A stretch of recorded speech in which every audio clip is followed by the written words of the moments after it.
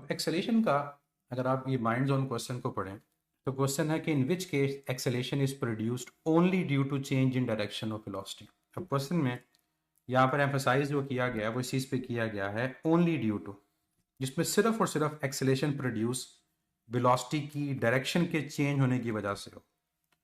अब इस क्वेश्चन का आंसर देने के लिए पहले आपको ये माइंड में कॉन्सेप्ट आपका होना चाहिए जो एफएससी में डेवलप किया जाता है कि अगर acceleration rate of change of velocity है, यानी एक्सेलेरेशन वेलोसिटी के चेंज की वजह से प्रोड्यूस होता है, तो वेलोसिटी का चेंज मैग्नीट्यूड के एतबार से भी हो सकता है, वेलोसिटी का चेंज डायरेक्शन से भी हो सकता है, और वेलोसिटी का चेंज मैग्नीट्यूड और डायरेक्शन दोनों की बेस पे भी हो सकता है।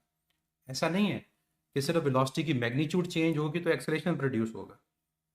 तो इसका मतलब इस क्वेश्चन के अंदर हमें उस कॉन्सेप्ट की तरफ रेफर किया जा रहा है कि acceleration is produced due to number 1 change in magnitude of velocity, number 2 change in direction of velocity, and number 3 both change in magnitude and direction, दोनों चीजें भी चेंज हो सकती हैं। अब one by one in options को देखें। Projectile motion, projectile motion आप लोगों ने एफएससी में पढ़ा हुआ है, दोबारा भी पढ़ेंगे। प्रोजेक्टाइल मोशन में जब बॉडी को थ्रो किया जाता है तो जो वेलोसिटी का वाई कंपोनेंट होता है उसकी मैग्नीट्यूड भी चेंज हो रही होती है, डायरेक्शन भी चेंज हो रही होती है। वेलोसिटी की मैग्नीट्यूड भी चेंज हो रही है, डायरेक्शन भी, कि बॉडी जब ऊपर जा रही है तो ऊपर जाते हुए उसकी जो वेलोसिटी है हमारे पास वो कम हो रही होती है। मैं वाई कंपोनेंट की बात कर रहा हूँ। और ओवरऑल अगर वेलोसिटी को देखें तो वेलोसिटी को जब टेंजेंट पे ड्रॉ किया जाता है तो उसकी डायरेक्शन भी चेंज हो रही होती है। मैं एक्स कंपोनेंट की बात क्यों नहीं कर रहा, क्योंकि एक्स कंपोनेंट यूनिफॉर्म रहता है। तो ओवरऑल वेलोसिटी को जो चेंज कर रहा है वो उसका वाई कंपोनेंट चेंज कर रहा है। तो प्रोजेक्टाइल मोशन के अंदर दोनों चीजें चेंज होती हैं, मैग्नीट्यूड भी और डायरेक्शन भी। सर्कुलर मोशन, सर्कुलर मोशन के अंदर हम लोग जानते हैं कि हमारे पास वेलोसिटी अलोंग द टेंजेंट होती है, और जब वेलोसिटी अलोंग द टेंजेंट है और अगर एक यूनिफॉर्म सर्कुलर मोशन है तो फिर वेलोसिटी की मैग्नीट्यूड चेंज नहीं हो रही होती, सिर्फ और सिर्फ उसकी डायरेक्शन चेंज हो रही होती है।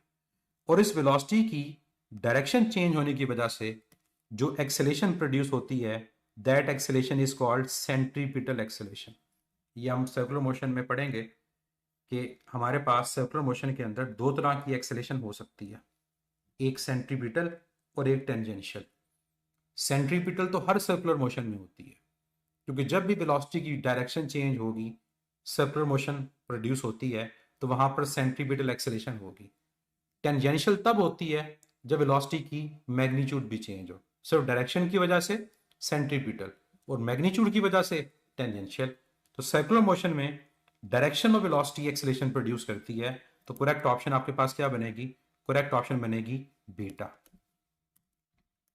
अगर मैं डेल्टा को देखूं, बॉल थ्रोन वर्टिकली अपवर्ड, जब एक बॉल को वर्टिकली अपवर्ड थ्रो करते हैं या मोशन अंडर ग्रेविटी, तो यहां पर सिर्फ मैग्नीट्यूड चेंज हो रही होती है। यहां पर सिर्फ क्या चेंज हो रही होती है, मैग्नीट्यूड चेंज हो रही होती है। हमारे पास अगर एक बॉडी को अपवर्ड थ्रो करें तो ऊपर जाते हुए हमारी वेलोसिटी की मैग्नीट्यूड कम हो रही है।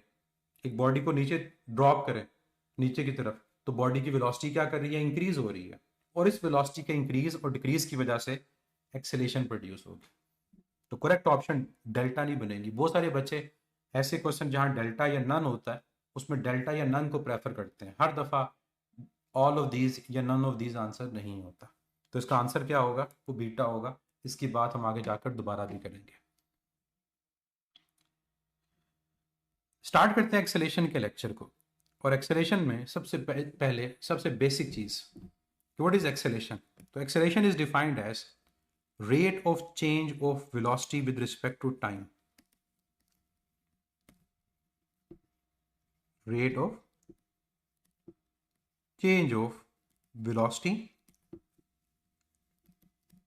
with respect to time। और जब हम बात यहां पर कर रहे हैं चेंज ऑफ वेलोसिटी की, तो चेंज ऑफ वेलोसिटी के अंदर आपको आइडिया होना चाहिए कि चेंज ऑफ वेलोसिटी के अंदर हमारे पास यहां पर मैग्नीट्यूड भी आ सकता है कि वेलोसिटी की मैग्नीट्यूड चेंज हो रही हो, यहां पर डायरेक्शन भी आ सकता है। पहले केस में सिर्फ मैग्नीट्यूड चेंज हो, दूसरे केस में सिर्फ डायरेक्शन चेंज हो, और तीसरे केस में हमारा ये भी पॉसिबल है कि दोनों मैग्नीट्यूड और डायरेक्शन वो चेंज हो रहे हैं, बोथ मैग्नीट्यूड एंड डायरेक्शन, तो एक्सेलेरेशन हमारी प्रोड्यूस होगी। एक बड़ी कॉमन सी गलती बच्चे जो करते हैं, बच्चे वेलोसिटी के रिलेटिव एक्सेलेरेशन को देख रहे होते हैं। आपने कभी वेलोसिटी के साथ एक्सेलेरेशन को नहीं देखना। जब भी आपने एक्सेलेरेशन को देखना है तो with respect to change in velocity देखना है। तो ये चीज़ हमें एक्सेलेरेशन के फार्मूला में भी नजर आती है कि what is the formula of acceleration. Acceleration is rate of change of velocity, तो delta V over delta T. तो एक्सेलेरेशन की डायरेक्शन भी और एक्सेलेरेशन की मैग्नीट्यूड भी वो वेलोसिटी के चेंज पे डिपेंड करती है। वेलोसिटी का बढ़ना या वेलोसिटी का कम होना ये वेलोसिटी के चेंज को रिप्रेजेंट कर रहा है। इससे पता चलेगा एक्सेलेरेशन क्या है। अकेला वेलोसिटी हम कभी एक्सेलेरेशन के बारे में नहीं बता सकता। इसके अलावा एक्सेलेरेशन का फार्मूला हमारे पास क्या यूज होता है, acceleration is equal to force over mass, और इससे पता चलता है कि एक्सेलेरेशन की डायरेक्शन फोर्स के अलावा। ऐसा यूनिट एक्सेलेरेशन का क्या होता है, दैट इज मीटर पर सेकंड स्क्वायर। ये बताएगा कि मीटर पर सेकंड स्क्वायर के अलावा एक्सेलेरेशन का यूनिट क्या यूज कर सकते हैं। एक्सेलेरेशन मीटर पर सेकंड स्क्वायर के अलावा क्या यूज हो सकता है, न्यूटन पर किलोग्राम, बिल्कुल, क्योंकि फोर्स ओवर मास है तो इसके अलावा न्यूटन पर किलोग्राम ये भी यूनिट यूज होगा। एक्सेलेरेशन के यूनिट के हवाले से एक बड़ी इंपॉर्टेंट सी चीज़ है जो मीटर पर सेकंड स्क्वायर है। क्या इस मीटर पर सेकंड स्क्वायर को मैं लिख सकता हूं कि मीटर पर सेकंड पर सेकंड, मीटर पर सेकंड पर सेकंड।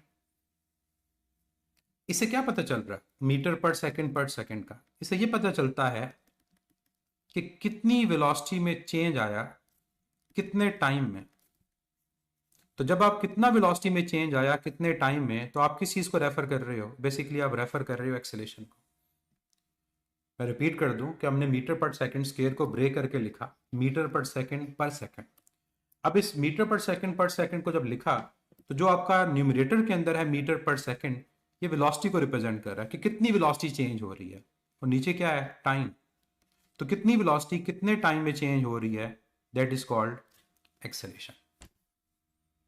अब एक पॉइंट जो हम सब लोग जानते हैं कि जब एक बॉडी को एक हाइट से ड्रॉप किया जाता है तो बॉडी अगर नीचे की तरफ आ रही है तो हम क्या कहते हैं कि नीचे की तरफ आते हुए एक्सेलेरेशन पॉजिटिव जी होती है, नेगेटिव जी होती है। और अगर एक बॉडी को अपवर्ड थ्रो किया जाए तो ऊपर जाते हुए क्या उस बॉडी की एक्सेलेरेशन पॉजिटिव जी या नेगेटिव जी है। जब बॉडी को ड्रॉप किया जाता है, बॉडी डाउनवर्ड आ रही है, हम कहते हैं कि नीचे आते हुए एक्सेलेरेशन पॉजिटिव जी है, मतलब पॉजिटिव 9.8 मीटर पर सेकंड स्क्वायर। और ऊपर जाते हुए वो नेगेटिव जी है, मतलब नेगेटिव 9.8 मीटर पर सेकंड स्क्वायर। आप मुझे बताएगा इस पॉजिटिव और नेगेटिव का यहां मतलब क्या है, इस पॉजिटिव और नेगेटिव का यहां मतलब क्या है। ओवरऑल हम जानते हैं कि ओवरऑल एक्सेलेरेशन की डायरेक्शन डाउनवर्ड है, बॉडी नीचे की तरफ आ रही हो तब भी जी डाउनवर्ड है, बॉडी ऊपर की तरफ जा रही है तब भी जी डाउनवर्ड है। तो फिर ये पॉजिटिव नेगेटिव का फर्क क्यों है। जब बॉडी नीचे की तरफ आ रही हो तब भी ग्रेविटेशनल एक्सेलेरेशन डाउनवर्ड होती है, बॉडी ऊपर जा रही हो तब भी ग्रेविटेशनल एक्सेलेरेशन डाउनवर्ड होती है। तो फिर ये पॉजिटिव नेगेटिव क्यों है, बड़ी आसान सी रीजन है। जब बॉडी नीचे की तरफ आ रही होती है तो हर सेकंड उसकी वेलोसिटी 9.8 बढ़ रही होती है, हर सेकंड उसकी वेलोसिटी 9.8 बढ़ रही होती है। तो बॉडी जब डाउनवर्ड आ रही है हम कहते हैं उसकी वेलोसिटी इंक्रीज कर रही है। कितना इंक्रीज कर रही है, तो इसका आंसर होता है 9.8 मीटर पर सेकंड इन एवरी सेकंड, कि हर एक सेकंड के बाद वेलोसिटी 9.8 बढ़ेगी। तो यहां पर ये जो पॉजिटिव साइन है ये बेसिकली वेलोसिटी के इंक्रीज को शो कर रहा होता है कि नीचे आते हुए हर सेकंड में वेलोसिटी 9.8 बढ़ती है। तब हम कहते हैं कि व्हाट इज एक्सेलेरेशन, हम कहते हैं एक्सेलेरेशन इज 9.8 मीटर पर सेकंड। ये पॉजिटिव साइन का मतलब है। तो अब दूसरी तरफ आप आंसर दे सकते हैं कि ऊपर जाते हुए नेगेटिव क्यों है, क्योंकि हम सब जानते हैं कि जब बॉडी को अपवर्ड थ्रो किया जाता है तो ऊपर जाते हुए वेलोसिटी डिक्रीज करती है। कितना डिक्रीज करती है, हर सेकंड 9.8 वेलोसिटी कम हो रही होती है। अब एक बड़ी कॉमन सी बात, मैक्सिमम हाइट पे जाके वेलोसिटी कितनी हो जाती है, जीरो। क्यों, हर सेकंड 9.8 सब्ट्रैक्ट हो रहा होता है, हर सेकंड। वो जो 9.8 सब्ट्रैक्ट हो रहा होता है, एक टाइम आता है कि वो आंसर कितना कर देता है, वो 0 कर देता है।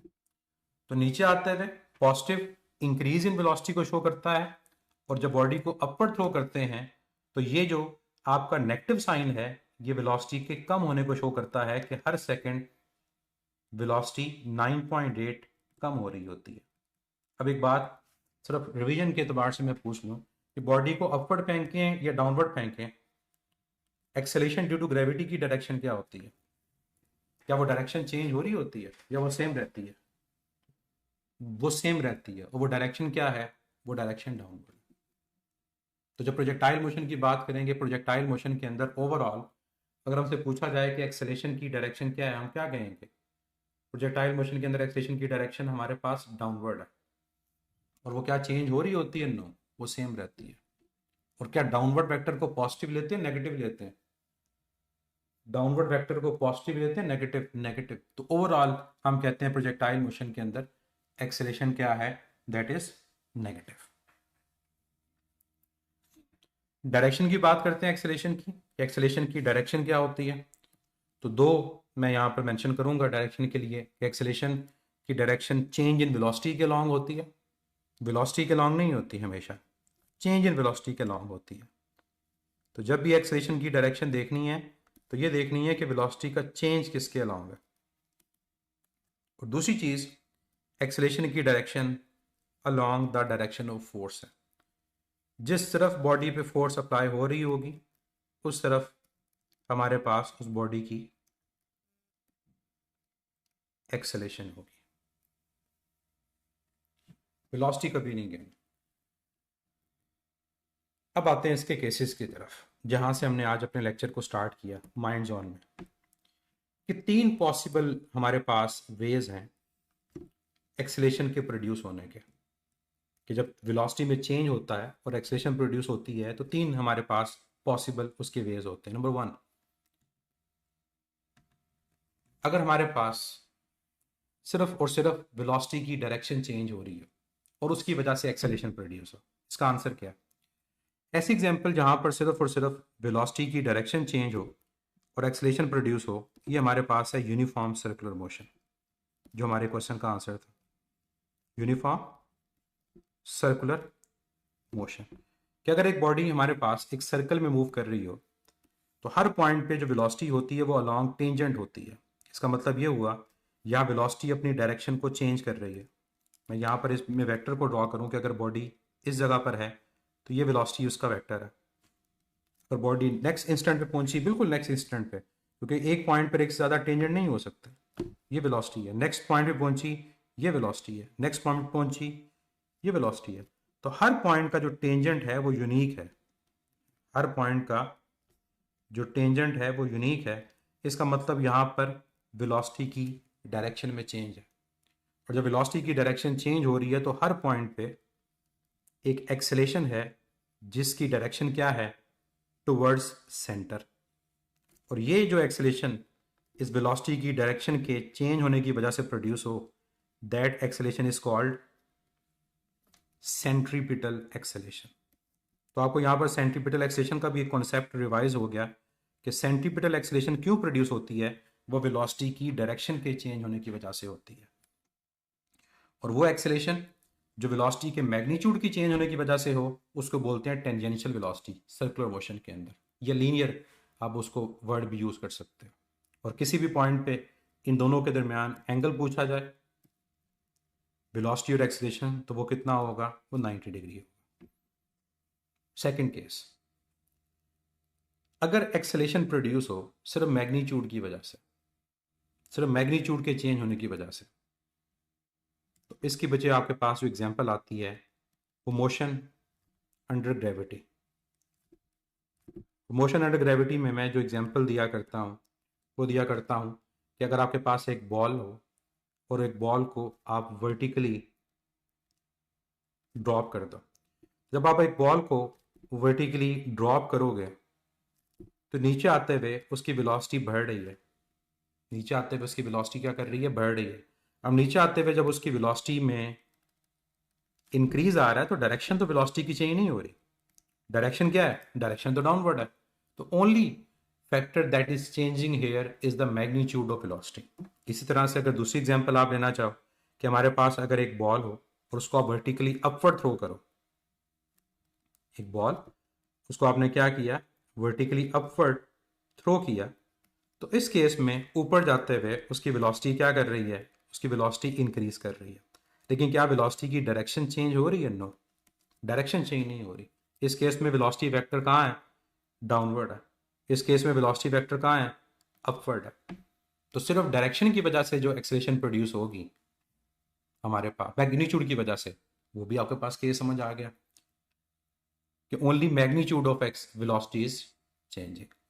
तीसरा केस हमारे पास है जहां मैग्नीट्यूड और डायरेक्शन दोनों चेंज हो रही हो।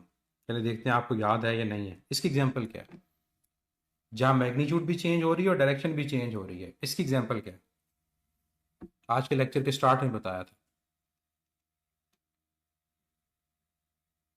Projectile motion. शाबाश, प्रोजेक्टाइल मोशन हमारे पास कोई एग्जांपल है जहां वेलोसिटी की मैग्नीट्यूड और डायरेक्शन वो दोनों चीजें चेंज हो रही होती हैं। ओवरऑल एक्सेलेरेशन कांस्टेंट है, कोई बात की बात है। हम ओवरऑल एक्सेलेरेशन की बात नहीं कर रहे कि ओवरऑल एक्सेलेरेशन कैसी होगी। हम बेसिकली यहाँ पर जो चीज़ डिस्कस कर रहे हैं वो ये कि जो एक्सेलेरेशन प्रोड्यूस हो रही है उसके प्रोड्यूस होने की रीज़न क्या है।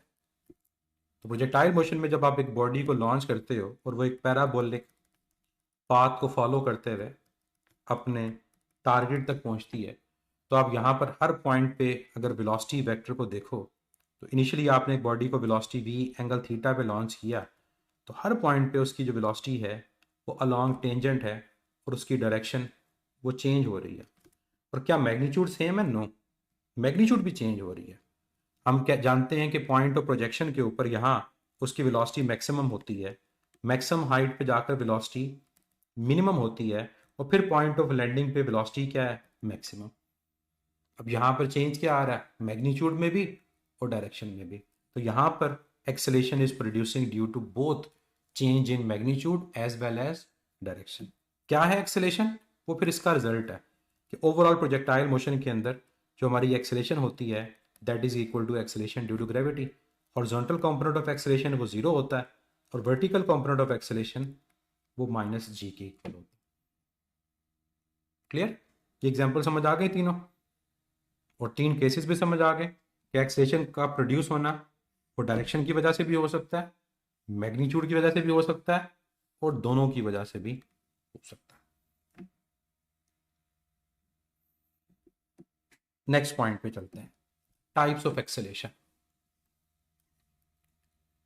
एक्सेलेरेशन की टाइप्स के नाम वैसे ही हैं जैसे स्पीड और वेलोसिटी के आपके पास नाम होते हैं, जैसे uniform acceleration, variable acceleration, average acceleration, instantaneous acceleration. What is uniform acceleration?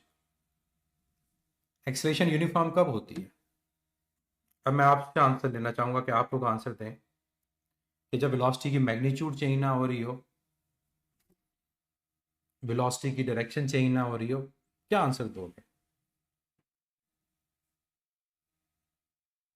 अगर इक्वल वेलोसिटी की बात करोगे बच्चे ये, तो फिर यूनिफॉर्म वेलोसिटी का आंसर हो जाएगा। मेरे क्वेश्चन को रिपीट नहीं करना आंसर में। अगर आप कहोगे वेलोसिटी आपके पास वो यूनिफॉर्म है, तो ये तो फिर यूनिफॉर्म वेलोसिटी बन जाएगी। यूनिफॉर्म एक्सेलेरेशन का मतलब होगा कि एक्सेलेरेशन चेंज ना हो रही हो या वेलोसिटी का चेंज यूनिफॉर्म हो। ये करेक्ट आंसर होगा, बिल्कुल। वेलोसिटी का चेंज यूनिफॉर्म हो और with respect to magnitude, direction, या बोथ, बोथ दोनों चीजें सेम रहेंगी। तो यूनिफॉर्म एक्सेलेरेशन हमारे पास कब होती है? जब हमारे पास magnitude and direction, magnitude and direction of acceleration remain uniform या फिर कांस्टेंट। ये है यूनिफॉर्म एक्सेलेरेशन। या आप ये कहो कि वेलोसिटी का जो चेंज है, क्योंकि जब हम बात कर रहे हैं एक्सेलेरेशन की, जब बात हम कर रहे हैं एक्सेलेरेशन की, तो बेसिकली हम रेफर किसको कर रहे हैं? हम वेलोसिटी के चेंज को रेफर कर रहे हैं। एग्जांपल दें इसकी, कोई एग्जांपल दें जहां पर एक्सेलेरेशन की मैग्नीट्यूड और डायरेक्शन वो चेंज ना हो रही है और हम कहें ये यूनिफॉर्म एक्सेलेशन की एग्जांपल है।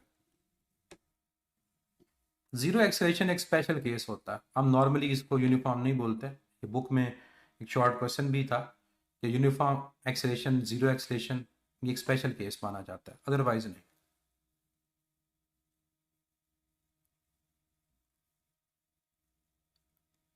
कोई एग्जांपल बचे यूनिफॉर्म एक्सेलेशन की? मोशन अंडर ग्रेविटी, दो एग्जांपल्स यहाँ पर हम ऊपर डिस्कस करके आए हैं जहाँ यूनिफॉर्म एक्सेलेशन है। Number one, motion under gravity, जब बॉडी को अपवर्ड थ्रो किया जाए या बॉडी को ड्रॉप किया जाए। और दूसरी example projectile motion. Projectile motion में भी तो ओवरऑल एक्सेलेरेशन हमारे पास क्या है, वो यूनिफॉर्म है। क्या सर्कुलर मोशन में एक्सेलेरेशन को यूनिफॉर्म बोलेंगे? क्या सर्कुलर मोशन में एक्सेलेरेशन को यूनिफॉर्म बोलेंगे? नो, क्योंकि वहां पर हर पॉइंट के ऊपर एक्सेलेरेशन की डायरेक्शन चेंज हो रही होती है। जी की पॉजिटिव वैल्यू डाउनवर्ड क्यों नहीं होती? ग्रेविटी टुवर्ड्स तो बच्चे वेक्टर है, और वेक्टर के अंदर जो चीज़ डाउनवर्ड हो उसको नेगेटिव लिया जाता है, ये रेफरेंस है। Upward positive, downward negative.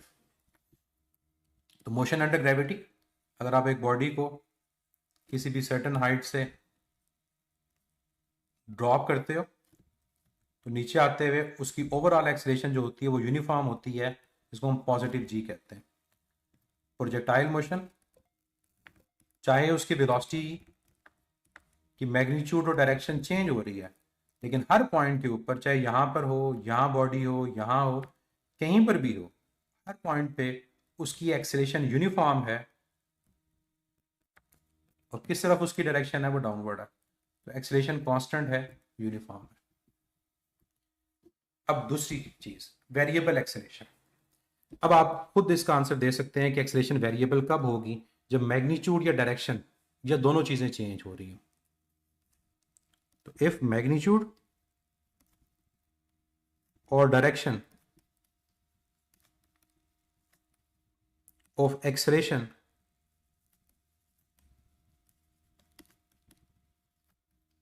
does not remain constant, और यहाँ वेलोसिटी के चेंज के बारे में भी आप कह सकते हैं। और इसकी एग्जांपल के अंदर मैं सर्कुलर मोशन की एग्जांपल लूंगा, वो चाहे सर्कुलर मोशन हमारे पास यूनिफॉर्म हो और चाहे वो सर्कुलर मोशन नॉन यूनिफॉर्म हो, दोनों के अंदर सेंट्रीपिटल एक्सेलेरेशन की डायरेक्शन वो सेम नहीं रहती। कई बच्चे इसमें गलती करते हैं, वो समझते हैं कि शायद एक्सेलेरेशन की डायरेक्शन वो कांस्टेंट है क्योंकि टुवर्ड्स सेंटर है। नो, वो टुवर्ड्स सेंटर ज़रूर है, लेकिन ज़रा गौर से देखें, अगर मैं कहता हूँ ये मेरे पास सेंटर ओ है, अब मैं 4 डिफरेंट पॉइंट्स के ऊपर ड्रॉ करता हूँ एक्सेलेरेशन को। ये फर्स्ट पे ड्रॉ की मैंने, ये सेकंड पे ड्रॉ की मैंने एक्सेलेरेशन, ये थर्ड पॉइंट पे ड्रॉ की एक्सेलेरेशन, और ये मैंने फोर्थ पॉइंट पे ड्रॉ की एक्सेलेरेशन। मुझे बताएं, इन चारों पॉइंट पे एक्सेलेरेशन की डायरेक्शन सेम है? इन चारों पॉइंट्स पे क्या एक्सेलेरेशन की डायरेक्शन सेम है? आपका आंसर होगा नो। जो पॉइंट फर्स्ट है अगर वहां वेस्ट की तरफ है, तो पॉइंट जो टू है वहां साउथ की तरफ है, क्योंकि आपको 4 डायरेक्शंस पता है। अगर ईस्ट वेस्ट नॉर्थ साउथ उन चार को रेफरेंस लें तो चारों पॉइंट के ऊपर जो डायरेक्शन है वो डिफरेंट है, तो ये नॉन यूनिफॉर्म एक्सेलेरेशन कहलाएगी। मैग्नीट्यूड चाहे कांस्टेंट है लेकिन डायरेक्शन उसकी कांस्टेंट नहीं है। एवरेज एक्सेलेरेशन, ये कॉमन सा कॉन्सेप्ट है।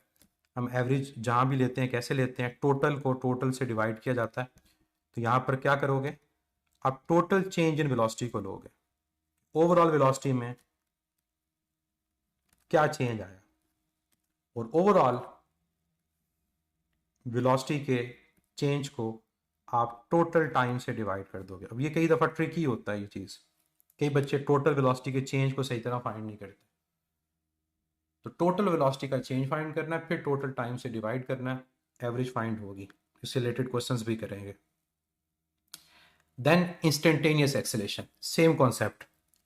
एक्सेलेरेशन जो किसी भी टाइम पे हो, और कैसा time, for short interval of time, if limit time approaches to zero, for very short interval of time, rate of change of velocity is instantaneous acceleration for very short interval of time। जो किसी भी एक point के ऊपर उसकी acceleration है that is instantaneous. Next चीज, उसका आपको सबको आइडिया है कि जब एक्सेलेरेशन यूनिफॉर्म होती है तो फिर जो आंसर आपका इंस्टेंटेनियस का आएगा वही आंसर आपका एवरेज का आएगा। ये पॉइंट हर जगह यूज होगा। यूनिफॉर्म पावर अगर है तो हम कहेंगे कि एवरेज पावर और इंस्टेंटेनियस पावर वो भी क्या है, वो सेम है। चाहे वेलोसिटी हो, स्पीड हो, एक्सेलरेशन हो, ये कॉमन पॉइंट है जो हर जगह आपका यूज होना है। क्लियर? नेक्स्ट, एक्सेलरेशन के साइन कन्वेंशन। एक्सेलरेशन के साइन कन्वेंशन के एक्सेलरेशन कब पॉजिटिव है कब नेगेटिव है, इसका आंसर क्या आप लोग देंगे? एक्सेलरेशन कब पॉजिटिव है और कब नेगेटिव है? एक्सेलरेशन हमारे पास तब पॉजिटिव होता है जब आपकी वेलोसिटी का चेंज पॉजिटिव होगा, अगर डेल्टा वी पॉजिटिव है। अब डेल्टा वी पॉजिटिव का मतलब मैं आपको समझाऊं कि इसका मतलब क्या है। कि फर्स्ट करो जो वेलोसिटी थी पहले वो 20 मीटर पर सेकेंड थी और बाद में जो वेलोसिटी है वो 10 मीटर पर सेकेंड। तो अगर आप चेंज फाइंड करेंगे तो आप कहोगे 20 माइनस 10, आपका आंसर क्या आएगा? पॉजिटिव 10 आएगा। तो if change in velocity is positive, acceleration is positive. फिर यहाँ पर पॉजिटिव का एक मतलब और भी है, और वो पॉजिटिव का मतलब है डायरेक्शन। कि जब change in velocity positive direction में होगी तो एक्सेलरेशन पॉजिटिव होगी, और अगर change in velocity negative direction में हो तो फिर आपके पास एक्सेलरेशन क्या होगी? वो नेगेटिव होगी। वो नेगेटिव वेलोसिटी, नेगेटिव एक्सेलरेशन जब आपके पास वेलोसिटी का जो चेंज है वो नेगेटिव हो। अब इसके दो मतलब है, एक मैग्नीट्यूड के एतबार से और एक डायरेक्शन के एतबार से। दोनों चीज़ें पॉसिबल हैं कि अगर आपके पास ओवरऑल डायरेक्शन नेगेटिव हो या ओवरऑल चेंज नेगेटिव आ जाए तो आपके पास एक्सेलरेशन क्या है? नेगेटिव है। अब यहां पर एक क्वेश्चन मैं पूछा करता हूं, ये जो वेलोसिटी का नेगेटिव है ये सिर्फ वेलोसिटी के कम होने की वजह से आएगा या वेलोसिटी के बढ़ने की वजह से भी आ सकता है? ये जो वेलोसिटी में नेगेटिव साइन है,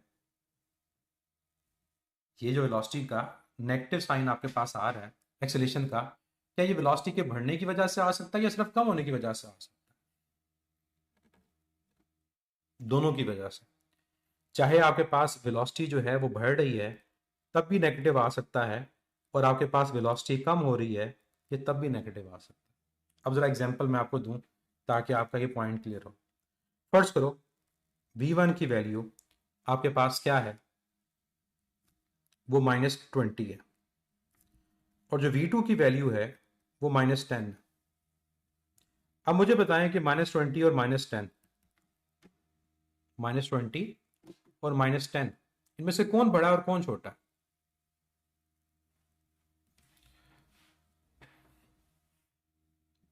जी बच्चे, -10 बड़ा है -20 बड़ा? देखते हैं आप इसका आंसर क्या देते हैं। और मैं दूसरी एग्जांपल यहाँ पर ले रहा हूँ कि जो v1 की वैल्यू है वो -10 है और v2 की वैल्यू वो +10 है। बच्चे याद रखिएगा वेलोसिटी वेक्टर है, और वेलोसिटी के अंदर इस नेगेटिव का मतलब सिर्फ और सिर्फ डायरेक्शन है। इस नेगेटिव का मतलब सिर्फ और सिर्फ डायरेक्शन है, डायरेक्शन के अलावा इसका मतलब कुछ और नहीं है। तो 20 बड़ा है 10 से, 20 छोटा नहीं है, 20 बड़ा है। चाहे वो -20 है या +20 है, 20 इज ग्रेटर देन 10। ये वेक्टर क्वांटिटी है और वेक्टर के अंदर नेगेटिव साइन डायरेक्शन को रिप्रेजेंट करता है। अब जरा दोनों के अंदर, पहले के इस एग्जाम्पल के अंदर और दूसरी इस एग्जाम्पल के अंदर, जरा आप लोग डेल्टा वी को फाइंड करके बताएं आंसर क्या आएगा।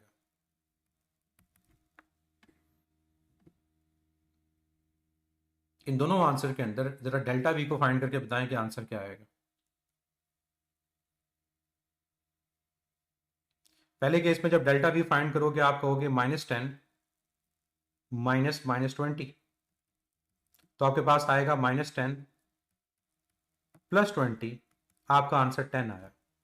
अब वेलोसिटी नेगेटिव है लेकिन डेल्टा वी क्या आ रहा है? पॉजिटिव। तो क्या सिर्फ वेलोसिटी के नेगेटिव होने की वजह से एक्सेलरेशन नेगेटिव होगी? क्या सिर्फ वेलोसिटी के नेगेटिव होने की वजह से एक्सेलरेशन नेगेटिव होगी? नो। इस केस में अगर डेल्टा वी पॉजिटिव है तो ये पॉजिटिव एक्सेलरेशन की एग्जांपल है। दूसरी एग्जांपल को देखते हैं।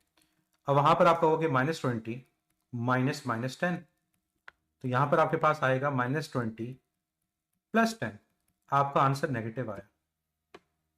आपका आंसर क्या आया? नेगेटिव आया। अब जरा मुझे इस एग्जाम्पल को डी कोड करके जरा बताएं कि वेलोसिटी पहले क्या थी, ज्यादा थी, बाद में वेलोसिटी पहले कम थी, वेलोसिटी बाद में क्या होगी, ज्यादा। पहले वेलोसिटी क्या थी, कम थी, बाद में वेलोसिटी ज्यादा हो गई, तो वेलोसिटी इंक्रीज कर रही है, लेकिन वेलोसिटी का चेंज क्या है, नेगेटिव है। तो क्या वेलोसिटी का इंक्रीज एक्सेलरेशन को नेगेटिव कर सकता है, यस। अब वेलोसिटी का डिक्रीज तो बड़ा आसान सा आंसर है कि पहले वेलोसिटी आपके पास 20 थी, बाद में 10, तो 20 माइनस 10, आपका आंसर -10। लेकिन मेन चीज़ मैं यहाँ ये समझाना चाह रहा हूँ कि वेलोसिटी के इंक्रीज की वजह से भी एक्सेलरेशन नेगेटिव हो सकती है अगर डायरेक्शन ऑपोजिट हो, लेकिन हमेशा नहीं होती। ये दोनों एग्जाम्पल आपके पास सामने है कि पहले केस में एक्सेलरेशन पॉजिटिव है और दूसरे केस में एक्सेलरेशन नेगेटिव है। एक और इंपॉर्टेंट चीज़ यहाँ पर कि नेगेटिव एक्सेलरेशन के लिए हम एक नाम यूज करते हैं, और वो नाम क्या है, negative acceleration is called deceleration. Negative acceleration is called deceleration. और इसके लिए भी एक और नाम यूज होता है जिसको हम रिटार्डेशन का नाम भी देते हैं। देखें, ओवरऑल नेगेटिव एक्सेलरेशन के लिए डीसेलरेशन का वर्ड यूज होता है, लेकिन रिटार्डेशन का वर्ड सिर्फ तब यूज होता है जब वेलोसिटी डिक्रीज कर रही हो। हम ओवरऑल हर नेगेटिव एक्सेलरेशन को रिटार्डेशन नहीं बोल सकते। रिटार्डेशन तब होगी जब आपकी वेलोसिटी क्या कर रही है, डिक्रीज कर रही है। लेकिन डीसेलेशन या नेगेटिव एक्सेलरेशन हम हर उस टाइम पे बोलेंगे जब हमारे पास एक्सेलरेशन क्या है, नेगेटिव है, या वेलोसिटी का चेंज क्या है, वो नेगेटिव है। अब वेलोसिटी के डिक्रीज होने की एग्जांपल क्या है, सबसे कॉमन एग्जांपल कार की, कि जब हमारे पास एक कार ब्रेक अप्लाई करती है, तो कार जब ब्रेक अप्लाई करके रेस्ट पोजीशन में आएगी तो वेलोसिटी क्या करेगी, डिक्रीज, क्योंकि उस पर जो फोर्स अप्लाई हो रही है उस गाड़ी को रोकने के लिए वो उसकी मोशन के ऑपोजिट है। उसमें जो एक्सेलरेशन है वो उसकी मोशन के ऑपोजिट है। तो ये जो नेगेटिव एक्सेलरेशन यहाँ पर है वेलोसिटी के डिक्रीज की वजह से, इसको क्या बोलोगे आप, रिटार्डेशन बोलोगे। तो आई होप ये आपको डिफरेंस क्लियर हो गया होगा कि रिटार्डेशन तब कहते हैं जब हमारे पास वेलोसिटी क्या हो रही हो, डिक्रीज हो रही हो, और नेगेटिव एक्सेलरेशन तब भी हो सकती है जब वेलोसिटी इंक्रीज हो रही हो, और तब भी हो सकती है जब वेलोसिटी डिक्रीज हो रही हो। और ये आगे मैं आपको तमाम एग्जांपल सेपरेटली बताऊंगा ताकि आपको आइडिया। एक जल्दी से एक चीज़ को रिवाइज कर लें ताकि आपका ये कॉन्सेप्ट क्लियर हो जाए कि अगर आपके पास change in velocity positive direction में है, अगर change in velocity positive direction में है, तो आपके पास जो एक्सेलरेशन है वो भी पॉजिटिव है। लेकिन अगर आपके पास चेंज इन वेलोसिटी वो नेगेटिव डायरेक्शन में हो, अगर चेंज इन वेलोसिटी वो नेगेटिव डायरेक्शन में हो, तो फिर आपके पास जो एक्सेलरेशन होगी वो पॉजिटिव नहीं होगी, बल्कि वो क्या होगी, वो नेगेटिव होगी। तो ये मैंने 4 डायरेक्शन से आपको ये क्लियर कर दी कि पॉजिटिव एक्स एक्सिस और positive y axis positive acceleration, और आपके पास अगर नेगेटिव एक्स एक्सिस या नेगेटिव वाई एक्सिस हो तो फिर क्या होगा, वो नेगेटिव एक्सेलरेशन होगा। क्लियर?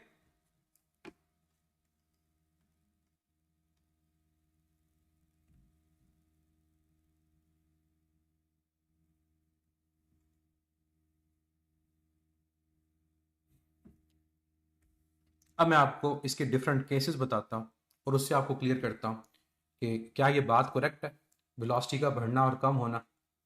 जल्दी से ज़रा इन केसेस को देखिएगा, एग्जांपल्स भी साथ साथ दूंगा ताकि आपको क्लियर रहे। फर्स्ट एग्जांपल को देखें।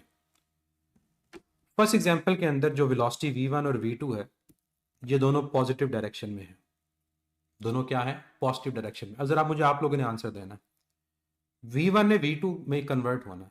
अब मुझे बताएं v1 ने v2 में कन्वर्ट होना है, तो इसमें जो डेल्टा v ऐड होगा वो पॉजिटिव डायरेक्शन में आएगा, नेगेटिव डायरेक्शन में आएगा। अगर v1 को मैंने इंक्रीज करके v2 में कन्वर्ट करना है, तो इसमें जो डेल्टा v ऐड होगा वो पॉजिटिव डायरेक्शन में आएगा, नेगेटिव, पॉजिटिव। क्योंकि जब तक v1 के अंदर ये हेड टू टेल रूल से ये डेल्टा v ऐड नहीं होगा, क्या v2 आ सकता है? तो ये जो डेल्टा v आ रहा है किस डायरेक्शन में आ रहा है, ये पॉजिटिव एक्स एक्सिस की डायरेक्शन में आ रहा है। तो यहाँ डेल्टा v क्या है, पॉजिटिव। और अगर डेल्टा v पॉजिटिव है तो यहाँ पर एक्सेलरेशन भी क्या है, पॉजिटिव है। तो क्या मैंने यहाँ पर देखा, अब इस एग्जाम्पल को जरा लिखें कि वेलोसिटी इंक्रीज कर रही है। कैसे इंक्रीज कर रही है? Because v2 is greater than v1, और वेलोसिटी इंक्रीज कर रही है तो वेलोसिटी का चेंज क्या है? पॉजिटिव। और वेलोसिटी का चेंज अगर पॉजिटिव है तो एक्सेलरेशन भी क्या है? पॉजिटिव है। मैथमेटिकल एग्जांपल आपको देता हूं। फर्स्ट करें, जो v1 की वैल्यू है वो पॉजिटिव 10 है। अब एग्जांपल वेक्टर के मुताबिक देखनी है। और जो v2 की वैल्यू है वो पॉजिटिव 20 है, क्योंकि दोनों पॉजिटिव डायरेक्शन में है। v1 भी पॉजिटिव डायरेक्शन में है, v2 भी पॉजिटिव डायरेक्शन में है। अब जरा इनका चेंज फाइंड करें, डेल्टा v। तो आप क्या कहोगे? v2 में से जो पॉजिटिव 20 है उसमें से 10 करोगे सब्ट्रैक्ट, तो क्या आंसर पॉजिटिव आया नेगेटिव आया? आपका आंसर पॉजिटिव आया। तो जब आपका डेल्टा v पॉजिटिव आएगा, इसको टाइम से डिवाइड करोगे तो आपके पास एक्सेलरेशन भी क्या आएगी? वो पॉजिटिव आएगी। तो ये पहला केस है जहां वेलोसिटी के इंक्रीज की वजह से एक्सेलरेशन प्रोड्यूस हो रही है, और यहाँ वेलोसिटी का इंक्रीज पॉजिटिव एक्सेलरेशन को प्रोड्यूस कर रहा है। अब दूसरी एग्जांपल, जल्दी से इस एग्जांपल को देखें। अब वेलोसिटी v1 से कम होकर v2 हो रही है। v1 आपके पास ग्रेटर है, v2 लेसर है। अब मुझे बताएं, v1 को v2 में कन्वर्ट होना है तो क्या डेल्टा v ऐड होगा सब्ट्रैक्ट होगा v1 में से? क्या डेल्टा v ऐड होगा सब्ट्रैक्ट? क्योंकि अब आपके पास ऑपोजिट डायरेक्शन आएगी। अब आप कहोगे कि v1 में से ये होगा डेल्टा v, जो सब्ट्रैक्ट होगा, रिड्यूस करना पड़ेगा, और तब प्रोड्यूस होगा v2। अब मुझे जरा डायग्राम देख के बताएं कि क्या डेल्टा v पॉजिटिव डायरेक्शन में है negative? Delta v negative direction में है। अब डेल्टा v अगर नेगेटिव डायरेक्शन में है तो इसकी वजह से एक्सेलरेशन पॉजिटिव या नेगेटिव? नेगेटिव। तो क्या केस बना? केस ये बना अब कि वेलोसिटी अब हमारे पास डिक्रीज कर रही है, और एक्सेलरेशन क्या है हमारे पास? नेगेटिव। क्योंकि डेल्टा v नेगेटिव है तो एक्सेलरेशन नेगेटिव है। अब जरा वैल्यूज को देखते हैं। जो v1 है, फर्स्ट करो वो पॉजिटिव 20 है, कोई भी वैल्यू आप ले सकते हो, और v2 आपके पास पॉजिटिव 10 है। अब दोनों वेलोसिटीज हैं पॉजिटिव, लेकिन जब आप इनका चेंज फाइंड करोगे, अब 10 में से 20 को करोगे सब्ट्रैक्ट, तो आपका आंसर क्या आएगा? आपका आंसर पॉजिटिव आएगा नेगेटिव? जैसे पहले केस में आंसर आपका पॉजिटिव 10 आया, अब आपका आंसर नेगेटिव 10 आएगा। इसका मतलब ये हुआ कि जब एक्सेलरेशन फाइंड करने के लिए delta v over delta t लोगे, तो अगर डेल्टा v नेगेटिव है तो आपके पास एक्सेलरेशन नेगेटिव है। दो केस हो गए। पहले केस में वेलोसिटी का इंक्रीज पॉजिटिव एक्सेलरेशन, दूसरे में वेलोसिटी का डिक्रीज नेगेटिव एक्सेलरेशन। ये दूसरा केस रिटार्डेशन है, जहाँ वेलोसिटी कम हो रही है, और इस नेगेटिव एक्सेलरेशन को रिटार्डेशन बोलेंगे। अब थर्ड वन, अब जरा गौर से डायग्राम को देखें। अब आपके पास v1 और v2 क्या पॉजिटिव है नेगेटिव है? क्या v1 और v2 पॉजिटिव है नेगेटिव है? नेगेटिव, क्योंकि लेफ्ट डायरेक्शन में है। तो अब आपके पास क्या हो रहा है? क्या v1 इंक्रीज हो रहा है v2 में कन्वर्ट होने के लिए, डिक्रीज हो रहा है? इंक्रीज हो रहा है ना। जब तक v1 में आपके पास ये डेल्टा v ऐड नहीं होगा, क्या v2 आएगा? और अगर डेल्टा v भी लेफ्ट डायरेक्शन में है तो साथ साइन क्या आएगा? नेगेटिव आएगा। तो अब हम क्या बोलेंगे? वेलोसिटी का चेंज नेगेटिव है तो आपके पास एक्सेलरेशन भी क्या है? नेगेटिव। लेकिन क्या वेलोसिटी बढ़ रही है कम हो रही है? क्या वेलोसिटी बढ़ रही है कम हो रही है? बढ़ रही है। तो यहां वेलोसिटी बढ़ रही है लेकिन एक्सेलरेशन क्या है? नेगेटिव है। तो क्या ये पॉइंट क्लियर हुआ कि वेलोसिटी इंक्रीज हो रही हो तब भी एक्सेलरेशन नेगेटिव हो सकती है? कब? अगर वो नेगेटिव डायरेक्शन में हो। अब एग्जांपल दे के समझाता हूं आपको, ताकि आपको ये पॉइंट क्लियर हो कि वेलोसिटी बढ़ रही है लेकिन डेल्टा v आपका नेगेटिव है, और आपके पास एक्सेलरेशन क्या है? नेगेटिव। तो वेलोसिटी का बढ़ना नेगेटिव एक्सेलरेशन प्रोड्यूस कर सकता है। फर्क क्या है? वहां पॉजिटिव डायरेक्शन में बढ़ रही है, जहां नेगेटिव डायरेक्शन में बढ़ रही है। अब वैल्यूज के साथ समझें। फर्स्ट करें, v1 की वैल्यू -10 मीटर पर सेकेंड है, और v2 की वैल्यू -20 मीटर पर सेकेंड है। जरा फाइंड करें चेंज। तो चेंज आएगा -20 -10, यह आएगा -20 +10। तो आंसर क्या है? वो -10 है। तो क्या वेलोसिटी का चेंज नेगेटिव पॉजिटिव? नेगेटिव। और वेलोसिटी का चेंज अगर आपके पास नेगेटिव, तो यहां पर एक्सेलरेशन भी क्या आएगी? वो नेगेटिव आएगी। Last example. अब मुझे बताएं क्या हो रहा है। v1 v2 में कन्वर्ट हो रहा है और जो v2 है वो v1 से लेसर है। अब v1 ने v2 में कन्वर्ट होना है, तो क्या डेल्टा v पॉजिटिव डायरेक्शन में आएगा, नेगेटिव डायरेक्शन में आएगा? क्योंकि नेगेटिव में पॉजिटिव ऐड हो तभी तो सब्ट्रैक्शन ही होती है। अगर v1 बड़ा है तो उसमें एक पॉजिटिव वैल्यू ऐड कर दो, तो नेगेटिव में पॉजिटिव ऐड होगा, वैल्यू कम हो जाएगी। तो v1 को v2 में कन्वर्ट करने के लिए अब डेल्टा v पॉजिटिव है, तो आपके पास एक्सेलरेशन क्या है? पॉजिटिव। अब जरा एग्जांपल को देखें कि वेलोसिटी कम हो रही है लेकिन डेल्टा v पॉजिटिव है और एक्सेलरेशन पॉजिटिव है। तो अब आपको ये भी कॉन्सेप्ट क्लियर हुआ कि वेलोसिटी कम हो रही हो तब भी एक्सेलरेशन पॉजिटिव हो सकती है। वेलोसिटी कम हो रही हो तब भी एक्सेलरेशन पॉजिटिव हो सकती है, लेकिन कब? अगर वेलोसिटी नेगेटिव में कम हो रही हो। अगर वेलोसिटी नेगेटिव में कम हो रही हो, एग्जाम्पल से समझते हैं कि अगर v1 की वैल्यू -20 है और v2 की वैल्यू वो -10 है। अब जरा अब फाइंड करें डेल्टा v को, तो -10 माइनस -20, नेगेटिव नेगेटिव वो पॉजिटिव हो जाएगा, तो आंसर +10 आएगा। तो डेल्टा v पॉजिटिव, तो एक्सेलरेशन भी पॉजिटिव। अब आपको चारों केस समझ आ गए। फर्स्ट वन, वेलोसिटी पॉजिटिव में इंक्रीज करे तो एक्सेलरेशन पॉजिटिव, वेलोसिटी पॉजिटिव में डिक्रीज करे एक्सेलरेशन नेगेटिव, वेलोसिटी नेगेटिव में इंक्रीज करे एक्सेलरेशन नेगेटिव, और वेलोसिटी नेगेटिव में डिक्रीज करे तो एक्सेलरेशन क्या है आपके पास? वो पॉजिटिव आ रहा है। तो क्या पॉजिटिव नेगेटिव एक्सेलरेशन वेलोसिटी के बढ़ने और कम होने दोनों की वजह से प्रोड्यूस हो सकती है? क्या नेगेटिव एक्सेलरेशन वेलोसिटी के बढ़ने और कम होने दोनों की वजह से प्रोड्यूस हो सकती है? अब आपका आंसर क्या होगा? अब आपका आंसर होगा यस, इट इज पॉसिबल। ये आपके पास एग्जांपल्स है।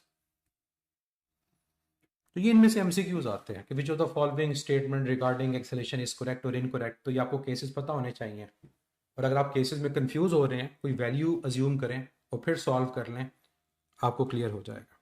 नेक्स्ट, कुछ केसेस बड़े सिंपल से। कब वेलोसिटी और एक्सेलरेशन की जो डायरेक्शन होती है वो सेम होती है, मतलब दोनों पैरेलल होते हैं?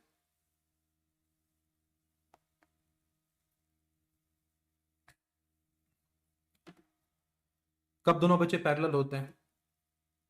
जब हमारे पास बॉडी अपनी मोशन को रेस्ट से स्टार्ट करे। Body starts from rest position, मतलब अब ये कह सकते हो जब वेलोसिटी इंक्रीज हो रही होती है दम दोनों पैरेलल होते हैं। कब दोनों एंटी पैरेलल होते हैं? वेलोसिटी और एक्सेलरेशन, मतलब दोनों में एंगल 180 डिग्री का। यहाँ पर एंगल अगर 0, यहाँ पर एंगल 180 डिग्री। जब हमारे पास ब्रेक अप्लाई हो, रिटार्डेशन हो, body applies brake to stop, रोकने के लिए बॉडी ब्रेक अप्लाई करती है। तो यहाँ वेलोसिटी डिक्रीज हो रही होगी, दोनों एंटी पैरेलल होंगे। इसमें और एग्जांपल भी आपके पास आती हैं कि जब आप एक बॉडी को ड्रॉप करते हो एक हाइट से, जब आप एक बॉडी को एक हाइट से ड्रॉप करते हो तो उस केस में उसकी वेलोसिटी डाउनवर्ड होती है, और उसके अलावा उसकी जो एक्सेलरेशन होती है वो भी डाउनवर्ड होती है। और जब आप बॉडी को अपवर्ड थ्रो करते हो तो उस केस में उसकी वेलोसिटी तो अपवर्ड होती है, लेकिन जो उसकी एक्सेलरेशन होती है वो डाउनवर्ड होती है। कब दोनों परपेंडिकुलर होंगे? कब दोनों के दरमियान हमारे पास एंगल 90 डिग्री होगा? इसका आंसर होता है सर्कुलर मोशन। सर्कुलर मोशन में सेंट्रीपिटल एक्सेलरेशन और वेलोसिटी ये दोनों हमेशा परपेंडिकुलर होते हैं। इसके अलावा प्रोजेक्टाइल मोशन के अंदर भी ऐसा होता है, लेकिन एक पॉइंट के ऊपर। प्रोजेक्टाइल मोशन में जब बॉडी मैक्सिमम हाइट पे पहुंचती है, मैक्सिमम हाइट पे, तो वहां पर आपकी जो वेलोसिटी होती है और एक्सेलरेशन ये दोनों परपेंडिकुलर होते हैं। इसके अलावा ये परपेंडिकुलर नहीं होते प्रोजेक्टाइल मोशन में, ओनली एट मैक्सिमम हाइट। कब ऐसा होता है कि वेलोसिटी हमारे पास 0 हो लेकिन एक्सेलरेशन 0 ना हो? वेलोसिटी हमारे पास ज़ीरो हो लेकिन एक्सेलेरेशन ज़ीरो ना हो, क्या बच्चे इसका आंसर दोगे? Maximum height. जब आप किसी बॉडी को थ्रो करते हैं अपवर्ड और बॉडी मैक्सिमम हाइट पे जब पहुंचती है तो मैक्सिमम हाइट पे उसकी जो इंस्टेंटेनियस वेलोसिटी वो ज़ीरो होती है, लेकिन उस पॉइंट पे जो उसकी एक्सेलेरेशन होती है वो डाउनवर्ड होती है और वो नॉन ज़ीरो होती है। इसके अलावा अगर हम पेंडुलम की बात करें, तो पेंडुलम में जब हमारे पास एक्सट्रीम पोजीशन आती है तो एक्सट्रीम पोजीशन के ऊपर यहाँ पर उसकी वेलोसिटी ज़ीरो होती है लेकिन एक्सेलेरेशन नॉन ज़ीरो होती है, बल्कि मैक्सिमम होती है एक्सट्रीम पॉइंट के ऊपर। नेक्स्ट, कब ऐसा होता है कि वेलोसिटी ज़ीरो ना हो लेकिन एक्सेलेरेशन ज़ीरो हो? वेलोसिटी ज़ीरो ना हो, एक्सेलेरेशन ज़ीरो हो, इसका आपके पास आंसर होगा यूनिफॉर्म वेलोसिटी। जब बॉडी यूनिफॉर्म वेलोसिटी से मूव कर रही होती है तब ऐसा होता है, या कांस्टेंट वेलोसिटी भी कह सकते हो, या पेंडुलम के केस में आप कह सकते हैं मीन पोजीशन के ऊपर, कि अगर एक पेंडुलम वाइब्रेट करता हुआ मीन पोजीशन पे आता है तो मीन पोजीशन पे हमारे पास वेलोसिटी की वैल्यू मैक्सिमम होती है लेकिन एक्सेलेरेशन की वैल्यू ज़ीरो होती है। और कब दोनों ज़ीरो होते हैं? रेस्ट पोजीशन पे। इसके अलावा दोनों ज़ीरो नहीं होंगे, जब वेलोसिटी भी ज़ीरो हो और एक्सेलेरेशन भी ज़ीरो हो। तो ये कुछ केसेस हैं जो एमसीक्यूज़ में पूछे जा सकते हैं, तो आपको इनका आइडिया होना चाहिए। लास्ट पॉइंट आज का, ग्राफिकल रिप्रेजेंटेशन। अगर वेलोसिटी टाइम ग्राफ हो तो वहाँ से आप एक्सेलेरेशन को फाइंड कर सकते हो स्लोप से। तो वेलोसिटी टाइम ग्राफ की जो स्लोप होती है या gradient, that gives us acceleration. क्या मतलब? मतलब अगर हमारे पास ये एंगल गिवन हो थीटा, तो हम क्या एक्सेलेरेशन को फाइंड कर सकते हैं? आंसर होगा यस। अगर हमें एंगल थीटा गिवन हो तो हम क्या एक्सेलेरेशन फाइंड कर सकते हैं? यस। कैसे? tan थीटा से। तो जो यहाँ पर tan थीटा की वैल्यू आएगी that will be acceleration. First को 30 डिग्री है तो tan 30 आपके पास एक्सेलेरेशन है।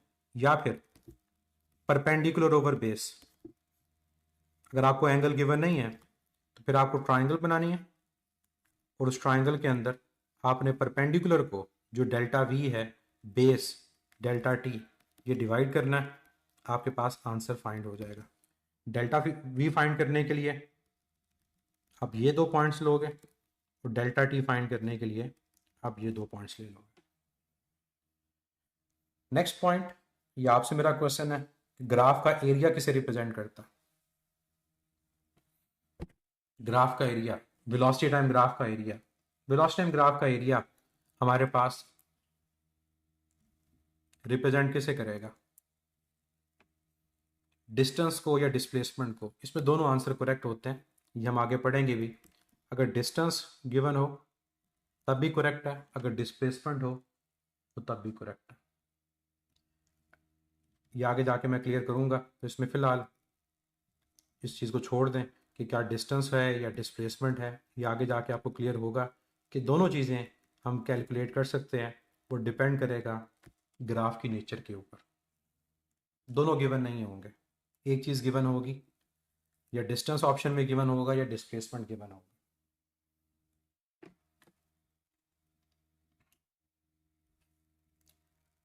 नेक्स्ट लास्ट आपका क्वेश्चन, जो कल आप इसका आंसर दोगे, और अभी तक जो चीज़ें हमने पढ़ी हैं एक तरह से वो इकट्ठी होकर इस क्वेश्चन में आई हैं। A particle is moving eastward with a velocity of 5 metre per second in 10 seconds, then the velocity changes to 5 meter per second in northward direction. The average acceleration in this time is, एक particle पहले move कर रहा है east की तरफ, फिर उसके बाद वो नॉर्थ की तरफ चला गया, टाइम गिवन है, दोनों डायरेक्शन में वेलोसिटी गिवन है, हमें फाइंड करनी है एवरेज एक्सेलेरेशन। और आप लोग मुझे जो आंसर देंगे उसमें आप लोगों ने मुझे मैग्नीट्यूड प्लस डायरेक्शन ये दोनों बतानी है। तब ये सोचकर कि आपके पास ऑप्शन के अंदर दोनों चीज़ें मेंशन है तो उनमें से कौन सी ऑप्शन आपके पास करेक्ट होगी।